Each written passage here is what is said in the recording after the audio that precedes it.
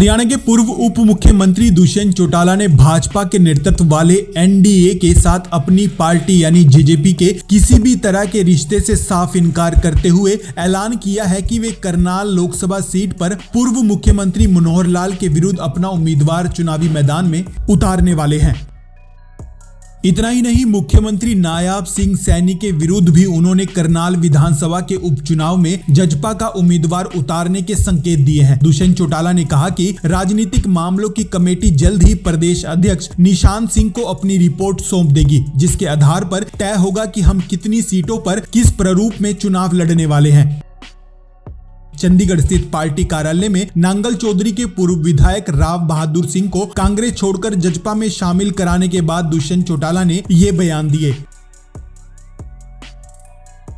इस मौके पर दुष्यंत चौटाला ने भाजपा सरकार की कार्य प्रणाली पर भी सवाल उठाए। राव बहादुर भिवानी महेंद्रगढ़ से लोकसभा का इनेलो की टिकट पर चुनाव लड़ चुके हैं। इस बार फिर जजपा उन्हें लोकसभा चुनाव लड़वा सकती है। जजपा के वरिष्ठ उपाध्यक्ष के नाते दुष्यंत चौटाला ने कहा कि भाजपा की सरकार जाने के बाद मैंने नए मुख्यमंत्री से अनुरोध किया था कि किसानों की बर्बाद फसल का पैसा उनके खातों में स्थानांतरित किया जाए, मगर अब आचार संहिता लागू हो चुकी है और उन्हें कई माह का अब इंतजार करना पड़ेगा। दुष्यंत चौटाला ने कहा कि इन लोकसभा और विधानसभा चुनावों में अब जजपा को सत्ता में लाने का काम किया जाएगा। इस मौके पर दुष्यंत चौटाला ने और कुछ क्या कहा, आइए आपको वो भी सुनवाते हैं।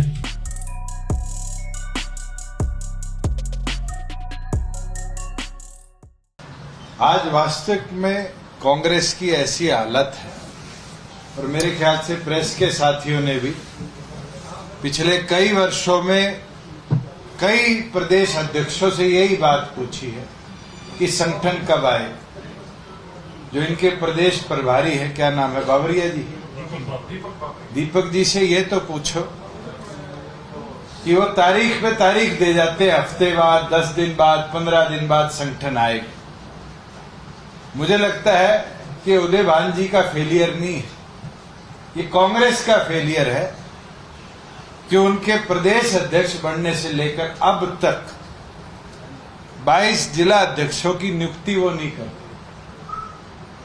और कोई भी ऑर्गेनाइजेशन जो है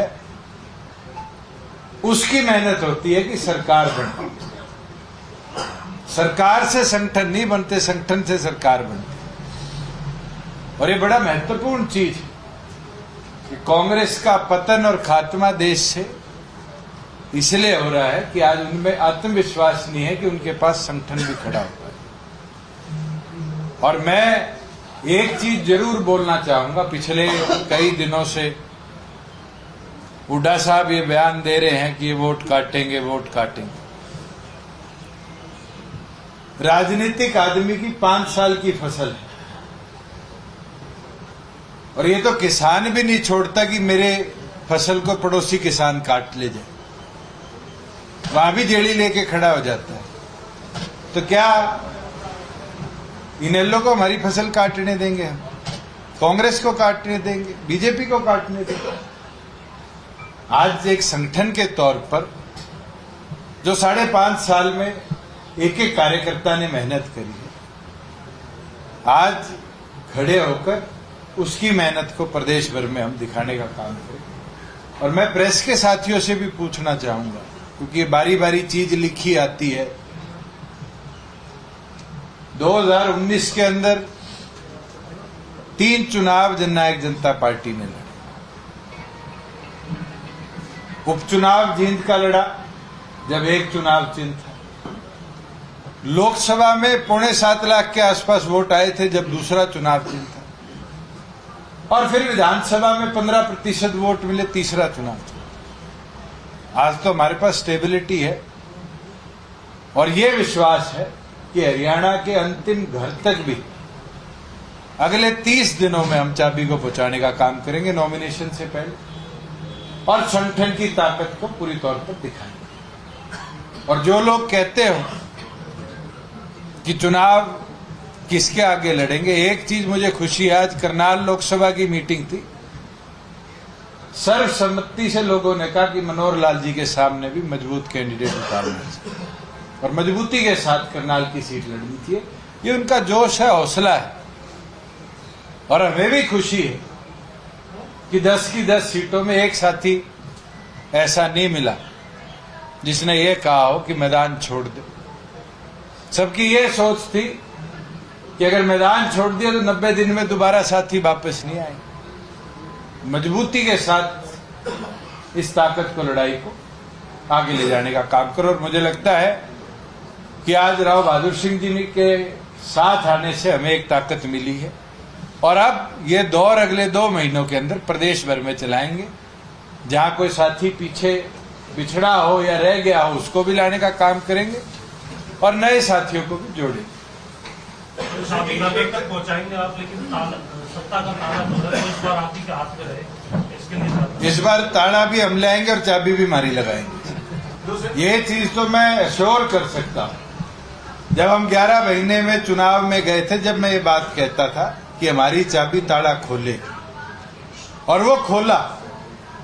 सरकार तो आज भी बीजेपी बना पाई, मगर उसके बावजूद भी स्टेबिलिटी जो थी 4.5 साल हमारे साथ मिल पाई।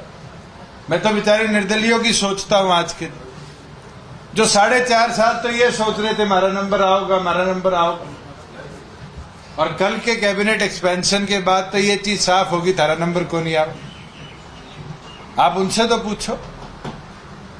हम तो आज भी हौसले के साथ प्रदेश के हित में कैसे कार्य उस पर काम करें। और मैंने तो पिछली प्रेस कॉन्फ्रेंस में भी आपके माध्यम से आग्रह किया था नए मुख्यमंत्री से कि आप मुआवजा राशि कोड ऑफ कंडक्ट से पहले किसान के खाते में ट्रांसफर करने का काम करें।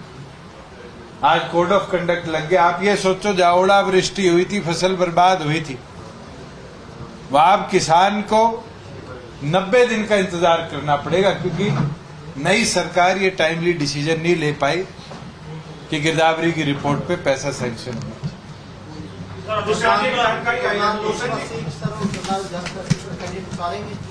देखिए, हल्का वाइज बैठकों के लिए जिला अध्यक्षों को अधिकृत किया गया है, उनके साथ प्रभारी लगाए गए हैं। दोनों पे वो कार्यकर्ताओं से भी चर्चा करके अपने व्यूज ले आएंगे। मगर जो जिला और राष्ट्रीय और प्रदेश कार्यकारिणी के सदस्य बुलाए हुए थे हम, उनका विचार यही है कि हमें प्रदेश के सारे चुनाव, क्या जेजेपी 10 की 10 लोकसभा सीटों में चुनाव लड़े? ये फैसला जो हमारी 10 लोकसभा की सीटों की रिपोर्ट है, सरदार निशांत सिंह जी को अधिकृत हमने किया है कि पीएससी को दे दे। पार्लियामेंट्री बोर्ड जो फाइनल करेगा उस अनुसार फिर पार्टी का। अमित शाह जी का एक इंटरव्यू, आपने टीवी इंटरव्यू सुना होगा, जनता को लेकर के जब सवाल किया गया, उनका कहना था कि हमारा आपस में कोई इस तरीके का झगड़ा नहीं है, बस वो सीट की डिमांड तय कर रहे थे कि हम नहीं दे सकते। क्या होगा? मैंने तो सार रैली में ही बड़े क्लियरली बोल दिया था कि हमने महेंद्रगढ़, भिवानी और दूसरी हिसार लोकसभा सीट मांगी थी, उस पे सहमति नहीं बनी। भारतीय जनता पार्टी ने यह निर्णय किया और मुझे नहीं लगता उससे अलग कोई बीजेपी के भी साथी ने बोली होगी। पर मैं एक चीज जरूर कि हरियाणा प्रदेश के नए मुख्यमंत्री ने एक बात कही कि हमारा सरकार का गठबंधन था। मुझे लगता है उन्होंने प्रभार नया संभाला, उनको मनोहर लाल जी से पूछ लेना चाहिए था। अगर सरकार का गठबंधन था तो फिर एनडीए की बैठक में जेजेपी को क्यों बुलाया गया? आज के दिन उनके राष्ट्रीय अध्यक्ष क्यों एनडीए के अंदर जेजेपी को एक हिस्सा मानते थे? और हमने तो पहले दिन ये निर्णय कर लिया था 12 तारीख को ही कि जननायक जनता पार्टी नई गवर्नमेंट के फॉर्मेशन का हिस्सा नहीं बनेगी, एनडीए का हिस्सा नहीं रहेगी। एक चर्चा आई है सर कि आपसे इस्तीफा देने के लिए कहा गया था, लेकिन आपने मना कर दिया, उसके बाद फिर सरकार डिसॉल्व। चर्चाएं तो पता नहीं क्या क्या आएंगी और क्या क्या रही होंगी और क्या क्या आगे बढ़ाई जाएंगी। मैं एक चीज आपको स्पष्ट कह देता कि हरियाणा गवर्नमेंट का नेतृत्व मनोहर लाल जी कर रहे थे। जब चीफ मिनिस्टर रिजाइन कर देता है तो काउंसिल ऑफ मिनिस्टर के रेजिग्नेशन ऑटोमेटिकली हो जाते हैं। जैसे ही मनोहर लाल जी ने रिजाइन किया, मैंने उसी समय अपना ऑफिस हो, अपना स्टाफ हो, सारा रिलीव कर दिया था। मुझे कोई लालच नहीं था कि हम बैठे रहे या उस सरकार के चिपके रहे, उस कुर्सी के बैठे रहे। 1 मिनट भी नहीं लगाया था और आप सभी साथी दिल्ली थे। और ना आज शौक, अगर कार्यकर्ता मेहनत करेंगे तो हम इससे बड़े नंबर्स के साथ आएंगे, इससे बड़ी पावर के साथ आएंगे। तो कार्यकर्ताओं की मेहनत पर है। 4.5 साल अगर हमने काम किया तो हरियाणा के हित में काम किया। आज मैं मांग करता हूं, पहले तो मांग भी कोई करने वाला नहीं था। आज किसान की सरसों आ चुकी है मंडी के अंदर। आज नई सरकार से यह निर्णय नहीं हो पाया कि उसको एमएसपी पर खरीदेंगे या 52 पर खरीदेंगे। आज मंडी के अंदर परचेज वेयर हाउसिंग करेगी, फूड सिविल सप्लाईज करेगी, या एफएड करेगी या एफसीआई करेगी। डिपार्टमेंट एलोकेशन में कितना समय लग रहा है। आज मुझे तो पीड़ा होती है देखते हुए कि हमारा जो किसान है वो बेचारा मंडी के अंदर जाएगा भी तो उसको अश्योरेंस नहीं है कि 52 भरपाई में 600 रुपए मिलेंगे या 600 नहीं मिलेंगे, एमएसपी मिलेगी, एमएसपी नहीं मिलेगी। 4.5 साल में हरियाणा प्रदेश के फार्मर को कभी ये चिंता करने की जरूरत नहीं हुई। 4.5 साल हमने प्राथमिकता के तौर पर किसान को समृद्ध बनाया, ताकत दी। और आज खुशी के साथ कहता हूं 1 लाख करोड़ रुपया जो कोई नहीं कर पाया किसान के खाते में डीबीटी कर दिए थे। और मैं तो चाहूंगा नायब सैनी जी से, मंत्रालय आज के दिन तो क्योंकि किसी को डिवाइड वर्क हुआ ही नहीं उनके पास है, कि आप चंडीगढ़ बैठिए, किसान के बारे में इस पे निर्णय लीजिए। ये हरियाणा भ्रमण से ज्यादा जरूरी प्रिक्योरमेंट है। और प्रिक्योरमेंट अगर नहीं ढंग से होती तो आप कृषि वर्ग को अंधकार में डालने का काम। अभी तो परफॉर्मेंस का टाइम ही नहीं है, कोड ऑफ कंडक्ट लगा हुआ है, कोई निर्णय नहीं लिए जा रहे। और निर्णय लेने का टाइम आएगा, विधानसभा के चुनाव आ जाएंगे। इस शॉर्ट स्पैन में किसी को रेट करना मुझे लगता है हमारे लिए बहुत जल्दबाजी है। सर, आप एनडीए का पार्ट अभी भी है नहीं, और मैंने तो पहले दिन बड़ा क्लियर कर दिया था कि हम नई गवर्नमेंट फॉर्मेशन का पार्ट नहीं है और हम एनडीए का पार्ट नहीं है। अनिल में जिस तरीके से मंत्रिमंडल से जो है वो नदारद मंत्रिमंडल में भी शामिल नहीं किया गया, किस तरीके से लेकर क्या भविष्य जो है वो आप देखते हैं कि आप हमारे साथ सीनियर कैबिनेट के साथी रहे हैं, उनका अनुभव बड़ा अच्छा रहा। मेरे तो साथ में बैठा भी करते थे विधानसभा में। अब बीजेपी ने क्यों ये निर्णय लिया है इसके ऊपर तो भारतीय जनता पार्टी करे। मैं तो मानता हूं कि हमारे साथ साथ एक अनुभवी मंत्री को भी ओहदे से हटना पड़ा। उसका नुकसान होगा आपको लगता है? भारतीय जनता पार्टी आंकलन करे। हमारे संगठन के किसी साथी का मंत्रालय गया है और उसको नुकसान होगा, इस पे तो मैं जवाब दे सकता हूं। एक सवाल था सर, अभी आप 3-4 दिन पहले संत कुबीर गए थे, आपने मुलाकात की थी। आप शायद उस दिन प्रेस कॉन्फ्रेंस में नहीं थे, मैं दोबारा रिएट्रेट कर देता हूं। मेरी उम्र 35 साल है, मनोहर लाल जी 70 साल के। हम 4.5 साल बिना कोई कागज फेंके, उल्ट सिट बोले, बड़े अच्छे तरीके से प्रदेश की सरकार को हमने चलाया। कभी लड़ाई झगड़ा नहीं। और ये हमारे संस्कार है, शायद आपके भी घर में सिखाए हो बड़ों ने कि अगर रिश्ते अच्छे रहे तो किसी का धन्यवाद करना, आभार करना जरूरी होता है। मैं तो सिर्फ संस्कारी तौर पर उनका थैंक यू बोल के आया था। और मुझे लगता है कि उनका जो अनुभव मेरे साथ रहा है, मेरा उनके साथ रहा है, एक दूसरे से हमने बहुत कुछ सीखा। ये कह रहे हैं आपने रैली में बयान दिया, रात गई खूंटा भी पाट लिया। तो देसी कहावत है, मेरी माँ ने मेरे को सुबह सुबह बोली, तू तो हट ही रहा था, कईयों को हटा ले गया। और आज मैं रिजल्ट देखता हूं, हम तो 1, 2, 3 थे, तीनों ही हट गए।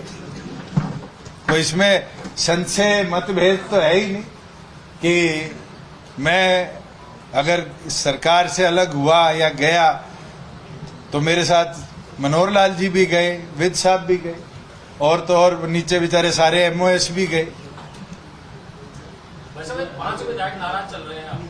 देखिए, संगठन की कार्रवाई जो भी होनी है संगठनिक तौर पर होगी। नाराजगी तो कईयों की होती है, कई वापिस भी आ जाते हैं। 5 रह गए थे, 2 आ गए, 3 रह गए, 3 में से कोई एक आधा और आ जाएगा, एक आधा चला जाएगा। ये तो राजनीतिक तौर पे आज से 2 महीने पहले मैंने विधानसभा में कह दिया था कि मौसम आ गया, अब कई आएंगे कई जाएंगे। पर उनकी मंत्री की आस तो पूरी नहीं हुई। चलो आप दिलवा दो शपथ। नहीं, मैं कब दिला सकता हूं? सर ये राव बहादुर सिंह ने कहा कि दीपेंद्र जी कई जगह एमएलए बनाते हैं और वो टिकट नहीं मिलते। आपके संपर्क में कुछ और लोग भी हैं? नहीं, बहुत ऐसे लोग हैं जो शायद इस संशय में हमारे साथ पीछे नहीं आए कि अलायंस में उनकी विधानसभाएं भारतीय जनता पार्टी के पास जा सकती। और अब वो लोग भी स्वराज हैं, वो लोग भी अपनी इच्छा जाहिर कर रहे हैं। हम तो आज से ही लोकसभा के चुनाव को विधानसभा का ट्रेलर मान के चलेंगे। जैसे बोर्ड एग्जाम आते हैं तो हर स्कूल प्री बोर्ड करवाता है, मॉक एग्जाम लेता है, उसी प्रकार से मुझे लगता है कि विधानसभा के चुनाव का ट्रेलर ही लोकसभा में। आपको कोई टिकट की अनाउंसमेंट देगा सर? ऐसा तो संगठन निर्णय करेगा। मैं तो आपके सामने एक चीज कह सकता हूं कि हमारे 3 जिले हैं, 9 विधानसभाएं हैं, 3 भिवानी की, 2 दादरी की और 4 महेंद्रगढ़ की। राव बहादुर सिंह जी ने चुनाव भी लड़ा है, 2.5 लाख से ऊपर वोट भी लिए हैं। आगे हल्के की मीटिंगें होगी, बिल्कुल ये सारी मीटिंगें भी अटेंड करेंगे संगठन के तौर पर। और संगठन में भी जल्दी डॉक्टर अजय सिंह चौटाला जी से विचार विमर्श करते हैं, कोई सामान्य जिम्मेवारी भी इनको हम देने का काम करेंगे। बधाई हो, कौशल निगम की पहली भर्ती होगी। ये तो मेरे ख्याल से पहली बार हुआ होगा किसी संगठन में जो लोग संगठन छोड़ के गए, री एंट्री के अनुसार पहले पद की जिम्मेवारी दी गई, चाहे वो नफे सिंह राठी जी रहे हों पहले, वो भी चौटाला साहब को छोड़ के गए थे और उसके बाद उनको प्रदेश अध्यक्ष बनाया था। चाहे आज जिम्मेवारी रामपाल माजरा जी को मिली हो, वो भी छोड़ के गए थे और उनको भी री एंट्री करते ही प्रदेश अध्यक्ष जैसी। मैं तो सोचता हूं जिन लोगों ने 98 से लेकर तो आईएनएलडी में काम किया हो या चौधरी देवीलाल जी के साथ 1966 से काम किया, मैं तो उन लोगों की पीड़ा सोचता हूं कि उनकी क्या गलती रही या उनमें क्या कमी रही कि वो संगठन के लिए काम करते रहे और संगठन ने उनको जिम्मेवारी दी। और क्या ऐसी मजबूरी रही होगी कि ऑफर लेटर के साथ साथ अपॉइंटमेंट लेटर भी मिल गया।